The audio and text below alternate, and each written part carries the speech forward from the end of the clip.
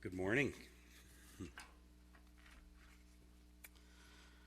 You know, one of the things that so often happens after a tragedy like we saw this past week in Las Vegas, where a lone gunman, as you know, shot down and killed 59 people and sent another 200 plus to the hospital, is that it seems that as the days pass and the victims start to come to grips with what happened, we often start to hear these stories of people who heroically put their lives on the line, oftentimes for complete strangers.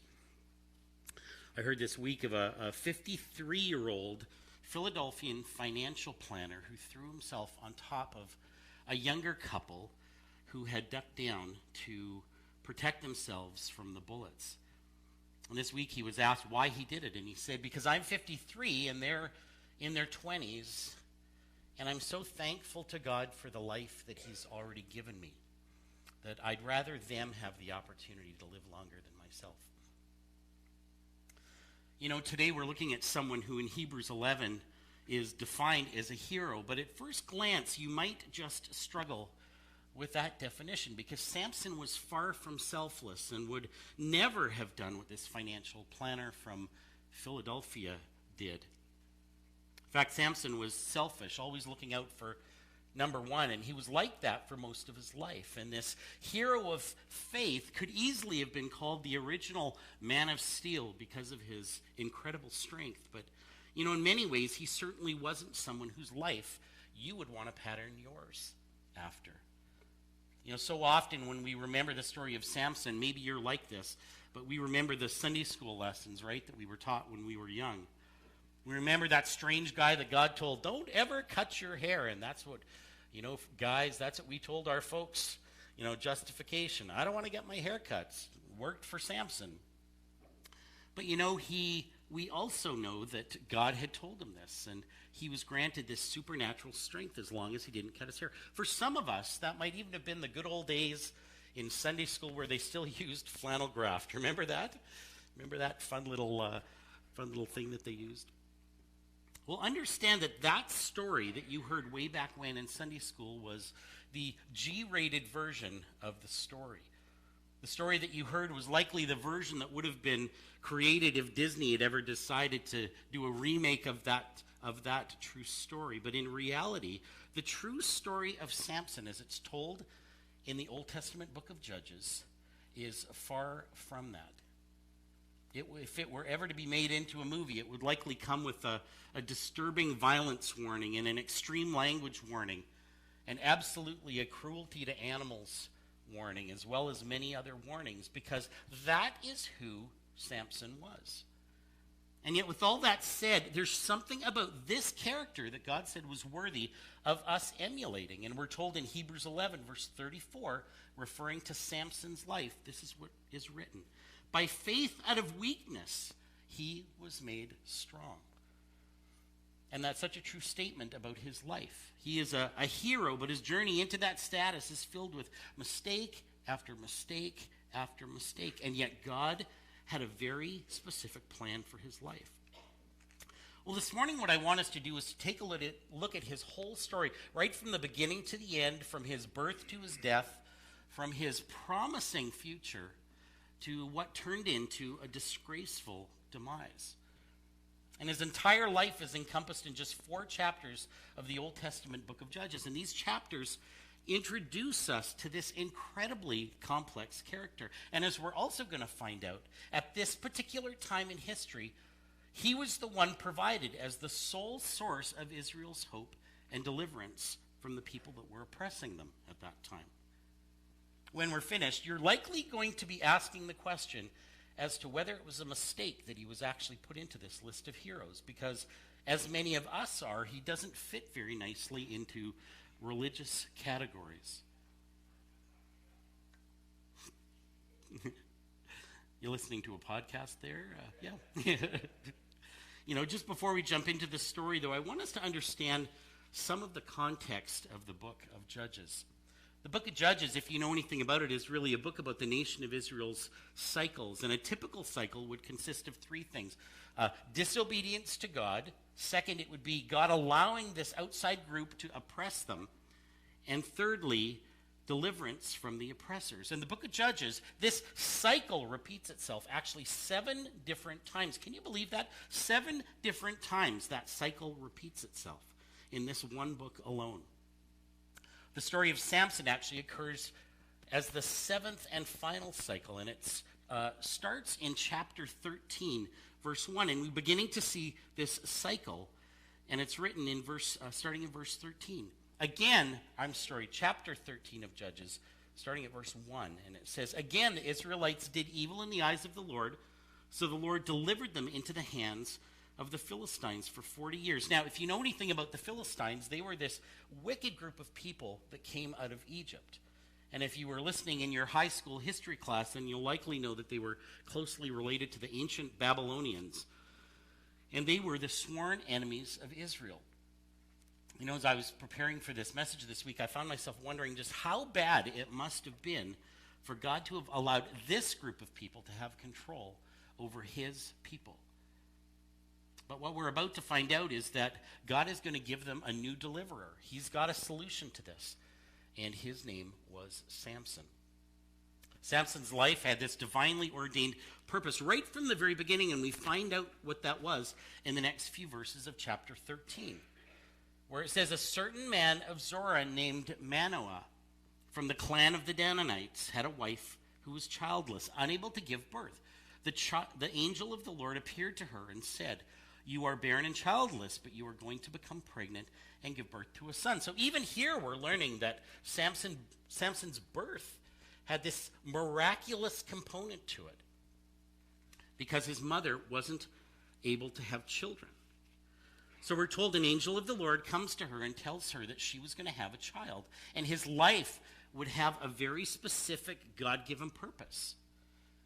The passage goes on in verse 4, and the angel says this to her: "Now see to it that you drink no wine or other fermented drink, and that you do not eat anything unclean. You will become pregnant and have a son, whose head is never to be touched by a razor, because the boy is to be a Nazirite dedicated to God from the womb." And then the angel drops this another bomb on her when he says he will take the lead in delivering Israel from the hands of the Philistines.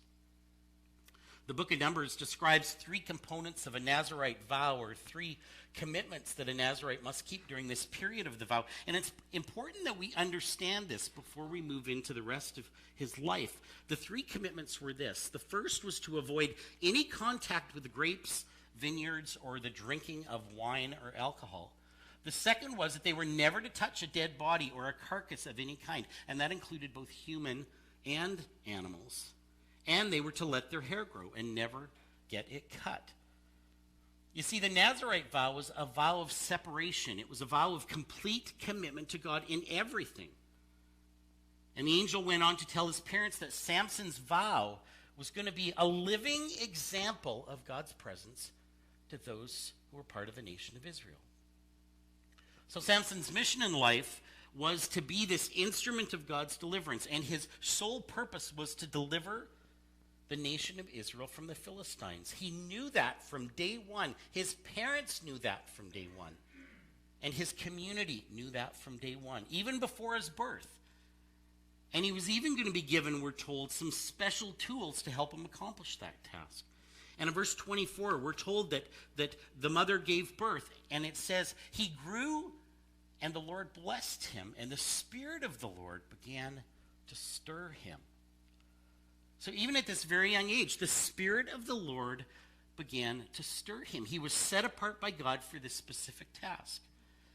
In fact, we're told that he would be given extraordinary strength as a tool to actually help him win the deliverance for the nation of Israel.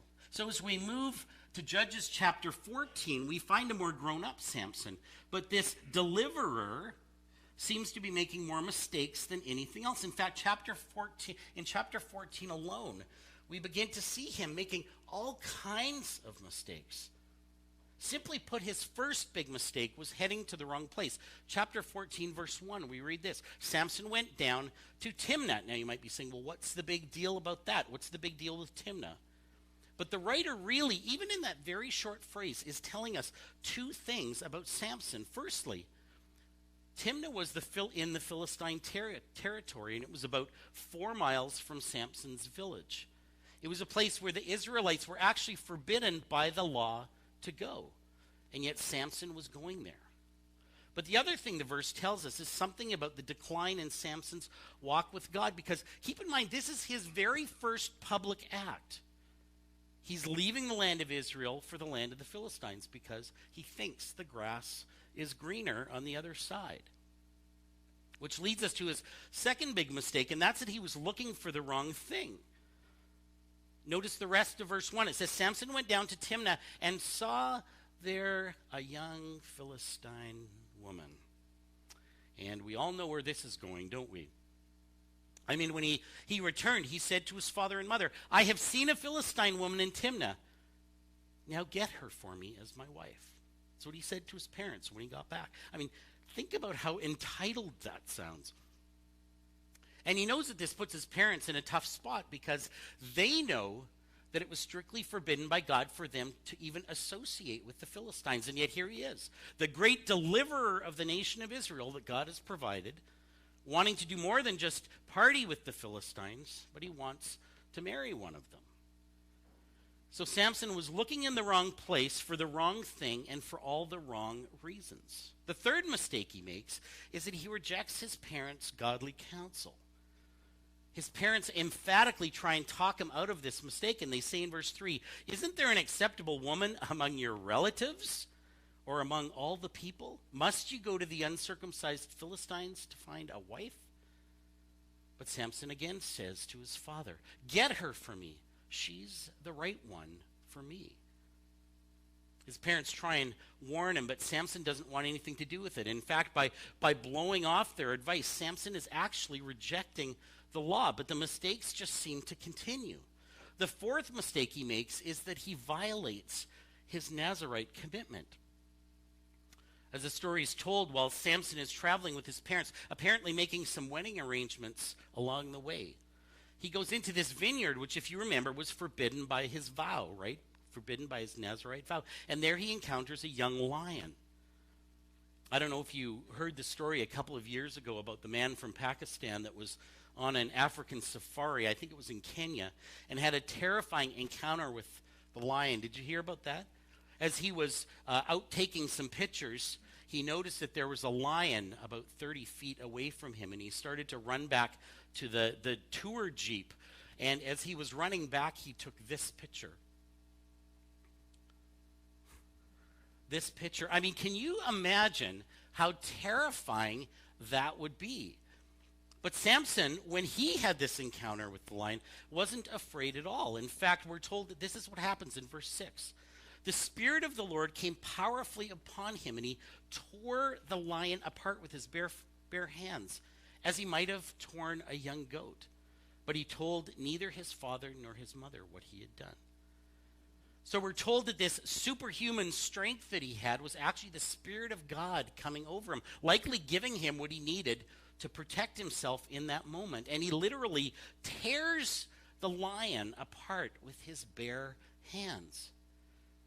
It's kind of interesting that we're also told that he told neither his father nor his mother what he had done. I mean, what do you make of that? He didn't want to tell his mom or dad about that. I mean, you would think that a son would be proud to tell his father something like that, don't you think? Well, he doesn't tell them because, first of all, he was in a vineyard, which was against his sworn vow. But secondly, because killing the lion meant that touching the dead corpse. And yet that was another violation of his Nazirite vow.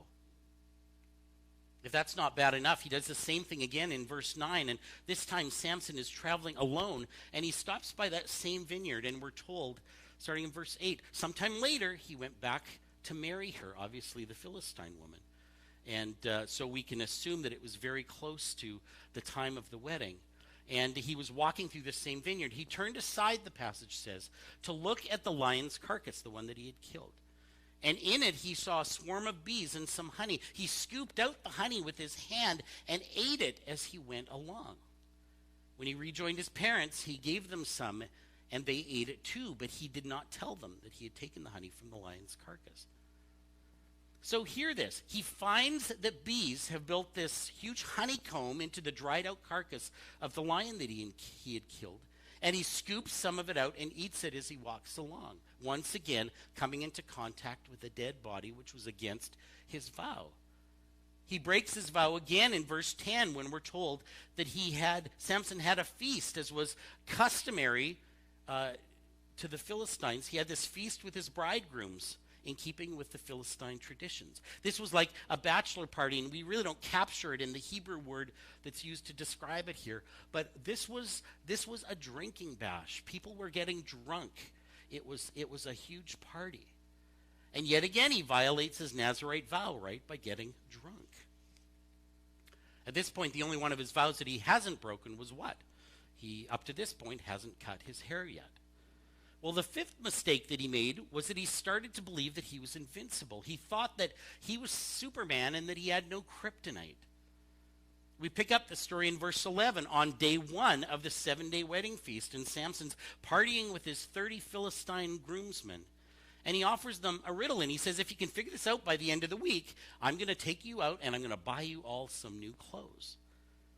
And I'm sure this started off as a friendly battle of wits, but the riddle involved the honey that Samson took from the lion's carcass. The riddle, which happens to be, I mean, if any of you were able to read Hebrew, this riddle is actually a beautiful piece of Hebrew poetry. But it went like this, translated into English. It says, out of the eater something to eat, out of the strong something sweet. And for 3 days, his groomsmen tried to figure out what this meant. And apparently, these must have been some great clothes that he promised them, because they were very anxious, working very hard to figure out the riddle.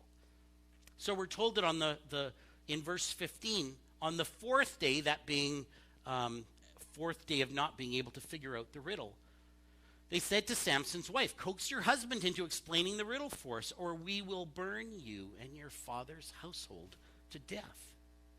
Did you invite us here to steal our property? Or put another way, did you invite us here to steal what was rightfully ours, that being the clothes? This was no longer a friendly game of wits. And Samson's wife was terrified, as you can imagine, and we're told that she went to Samson and she threw herself at him, sobbing, and said, you don't really love me. You've given my people a riddle, but you haven't even told me the answer. He replied, so why should I explain it to you? And she cried the whole 7 days of the feast. So on the 7th day, he finally told her, because she continued to press him. She in turn explained the riddle to the people. So he eventually reveals the answer to the riddle to her on the 7th day, and in turn, she tells the groomsmen, end of the joke, right? Well, not even close.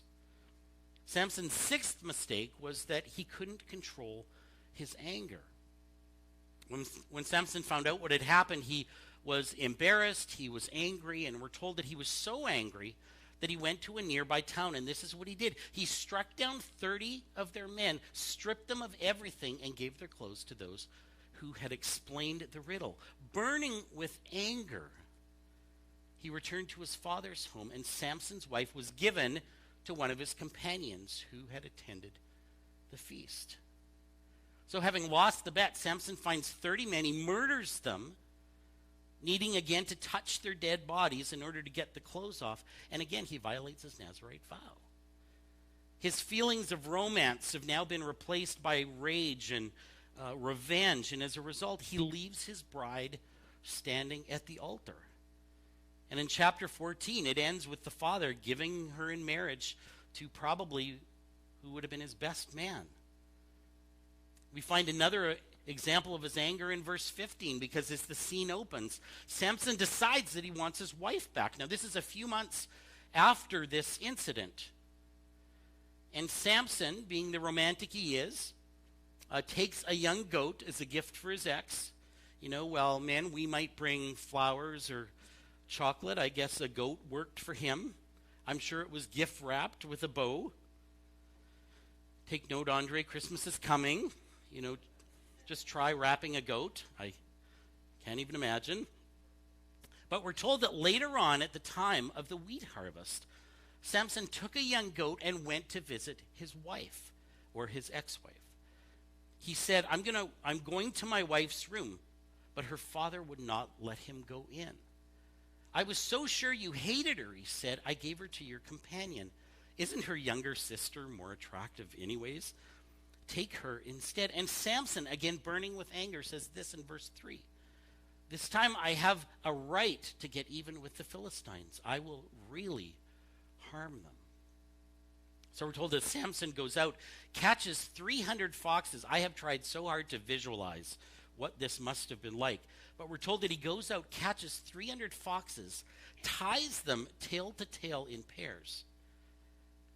Now that's likely harder than it sounds, right, men? And you probably shouldn't try that at home. Maybe there's a youth event in there somewhere. I don't know.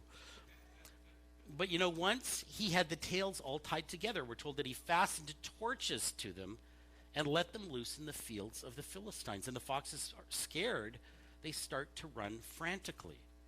So verse 5 says that they burned up all the shocks, and that's referring to the wheat that had already been cut in the standing grain, the vineyards and the olive groves. So understand this about the Philistines. They really only had 3 ways of making money, and it was cash crops.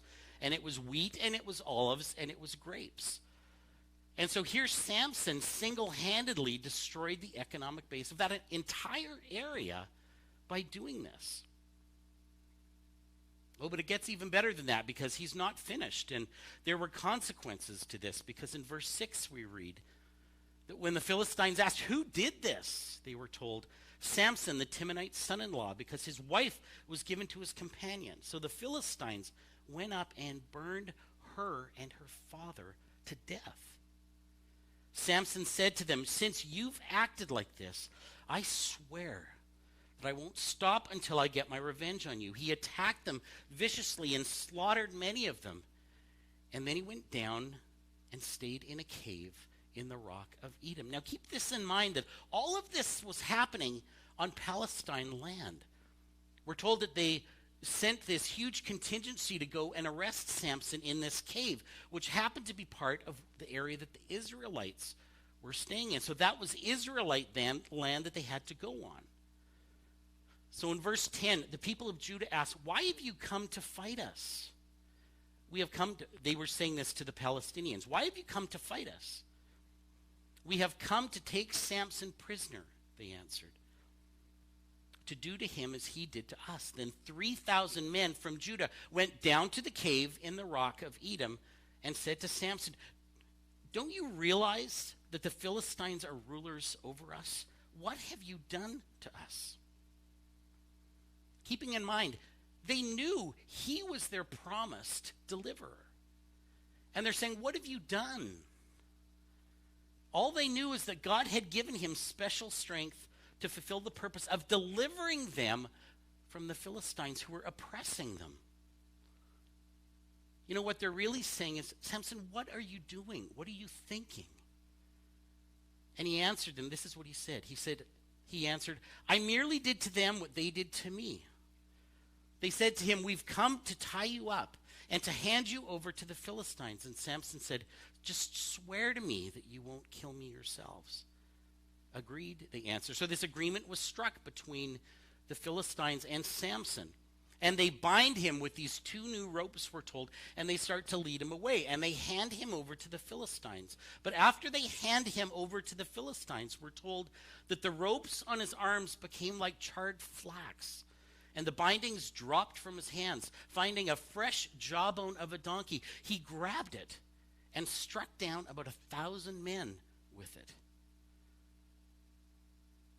You remember what Samson's purpose was? Why he had this miraculous birth, what he was created to do way back in verse 5? He said he will take the lead in delivering Israel from the hands of the Philistines. Is this what God was talking about? Killing about 1,000 of them with a donkey's jawbone?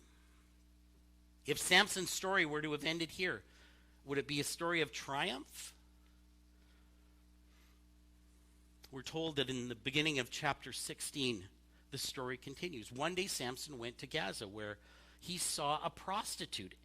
He went in to spend the night with her. His 7th mistake was that he couldn't control his lusts. Those lusts had such a strong hold on him that they controlled him. And his old demons were alive and well and waiting once again to bring about this man's demise.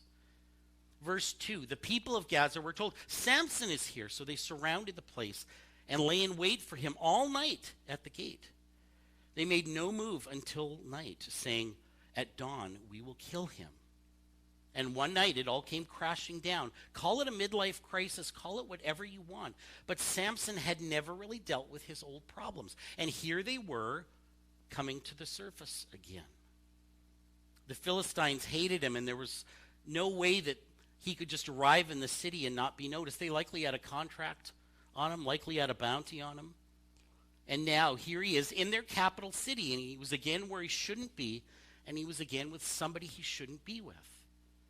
His eighth mistake was that he was arrogant. We're told that Samson got up in the middle of the night, somehow snuck out of the house, and on his way out, verse 3 tells us that he actually ripped the doors of the city gate off and put them on his shoulders and carried them to the top of the hill that faces Hebron. Scholars tell us these doors likely would have weighed about 700 pounds. So by carrying these doors of the city gate, Samson was really doing it to humiliate the Philistines, because Gaza, the capital city, was surrounded by this very thick wall, and the gate was the only way that people could get into the city. So the gate symbolized the safety and the security of the city. And for Samson to take the city gate and put it on his shoulders and carry it away was his way of saying, see, you can't do anything to me. You can't catch me. I'm untouchable. He was arrogant. He carried the doors, put them on the top of the hill which faces Hebron, in the land of Judah, by the way. That was where the Israelites were, and he put them up as a way of saying, I am untouchable. He's now feeling arrogant. He's feeling invincible.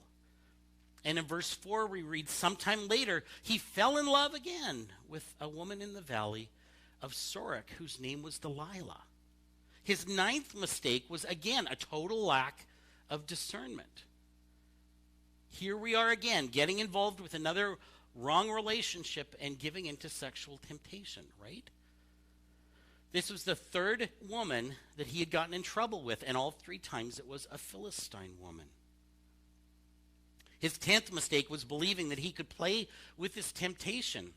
And the Palestine rulers who knew about Samson's fatal flaw, they came up with this brilliant plan. The Philistine governors each offered Delilah 1,100 shekels of silver if she could lure him into showing them the secret of his strength. In those days, an average person actually earned about 10 shekels of silver a year. So Delilah was really about to become a multimillionaire. In fact, by today's currency, this offer would have been worth between $14 and $15 million for her. And it's interesting. The name Delilah actually means weakness. You know, Delilah agrees to trick Samson into revealing the secret of his strength. And Samson kind of toys with her 3 times. But each time he gets closer and closer to telling her the truth. The first time he told her that if they bound him with fresh bowstrings, that he would be helpless and he'd lose all of his strength. The second time he says, if I were tied up with new ropes, I would become weak. Finally, he said that if 7 locks of his hair were woven into a web, he would be helpless. I mean, he thinks he's invincible, right? And he believes that he's strong enough to toy with this temptation.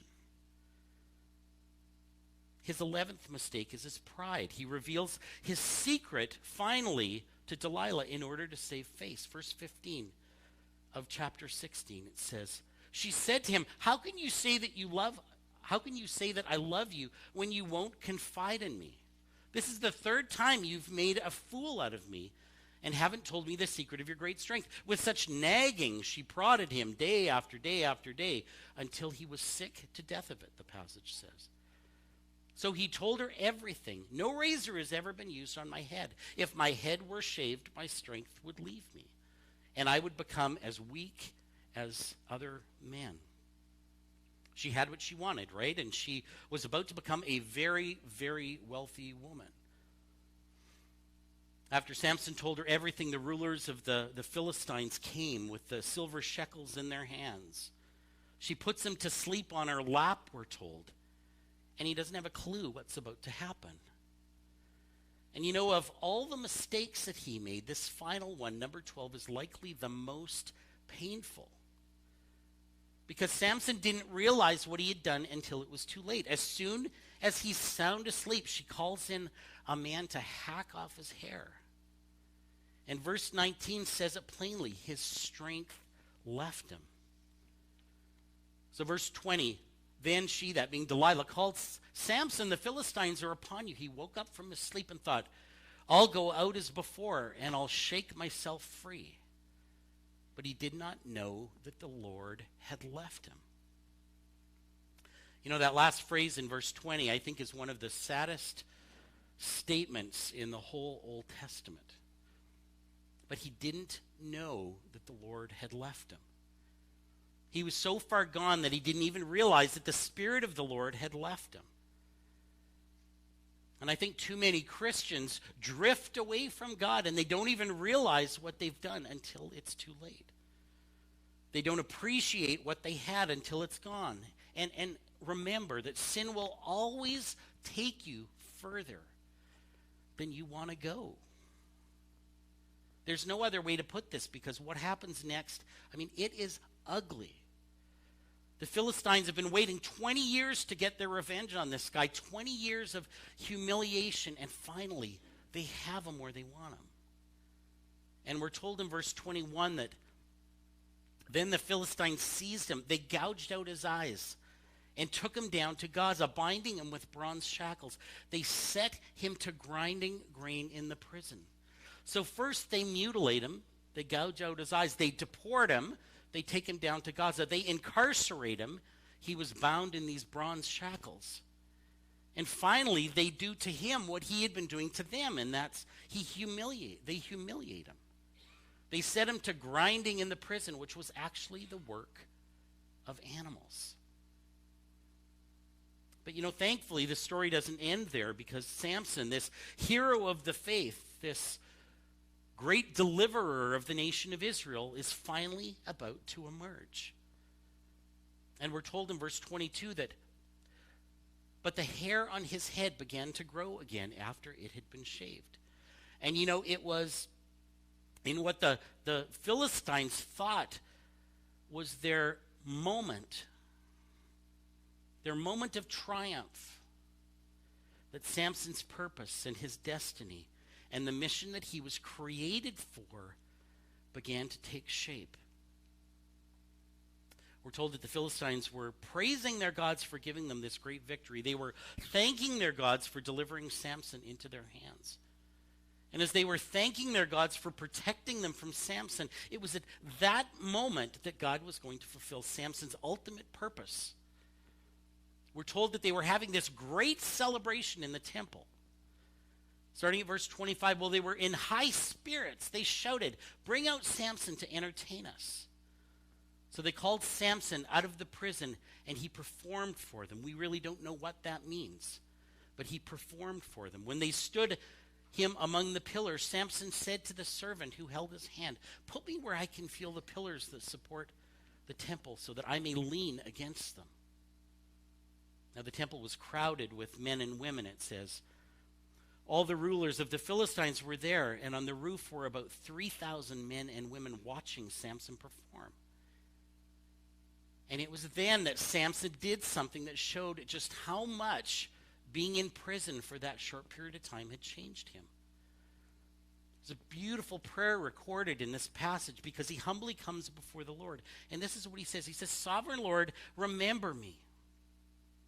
Please, God, strengthen me just one more time." Then Samson reached towards the two central pillars on which the temple stood, bracing himself against them, his right hand on the one, his left hand on the other. And Samson said, "Let me die with the Philistines." Then he pushed with all his might, and down came the temple on the rulers and all the people in it. Thus he killed many more when he died than when he lived. I want you to take a look at this list. This is a list of the 12 mistakes that he made. Tell me, does this sound like a hero to you? I find it so interesting. The interesting thing about this story, and you might be sitting there thinking this as well, that Samson never really did fulfill his destiny or his purpose, did he? He never really did lead in the delivering Israel from the hands of the Philistines, right? Well, actually, what a lot of us don't realize is actually his actions did do that day. God in his sovereignty used Samson to fulfill his purpose. And Samson's death on that day, remember, along with the 3,000 plus people who were in that temple, most of them being the government officials, the military officials, and the religious leaders of that day. And as history tells us, this event impeded the action of the Philistines to the point where they never recovered from this. And there's a very interesting passage in 1 Samuel chapter 7 that I would encourage you to read, because that event marked the end of the Philistines. And it was what Samson did on that day by killing so many of the leaders that led to their eventual demise in the book of 1 Samuel. So tell me, is Samson a hero of the faith, do you think? Is he someone whose faith and example that we should emulate? Do you know what the moral of this story is? It really has less to do with Samson and everything to do with God. Because this passage is a living lesson in the grace of God. Of how a man can be beaten and blinded and humiliated by his own repeated stupidity. He can reach the bottom, and yet he can turn around and discover that God was waiting for him all the time. In the end, all he did was turn around and find God there. So is he a hero worth emulating? Yeah, maybe he is, because in that defining moment of his life, he chose to say yes to God and fulfilled the purpose for which he was created. Even though he wasted so much of his life and spent so much of his years away from God, the God that miraculously called him into existence, and when it was all said and done, that God used him to accomplish the purpose that he was set out for. And you know, perhaps the greatest lesson from this story is that God would rather forgive you than judge you. And maybe you've shared in some of Samson's mistakes, or maybe you've made a number of your own. But I want you to hear this from this story this morning, that he wants to forgive you and help you get back on track so that you can fulfill the purpose for which God created you. And that is a wonderful, a beautiful lesson for all of us. Let's pray.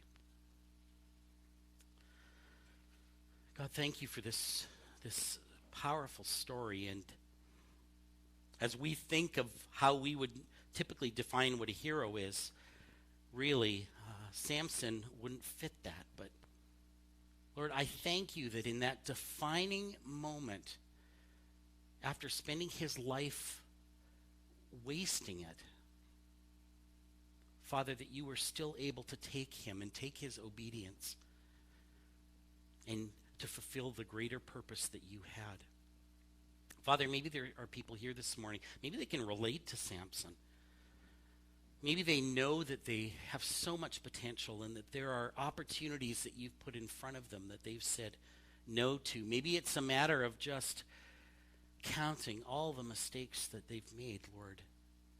I thank you that the beautiful moral of this story, the beautiful thing that we can take from it, is that we are never so far away from you that you cannot find us. I thank you for that beautiful truth. Thank you, Lord. In your name we pray. Amen.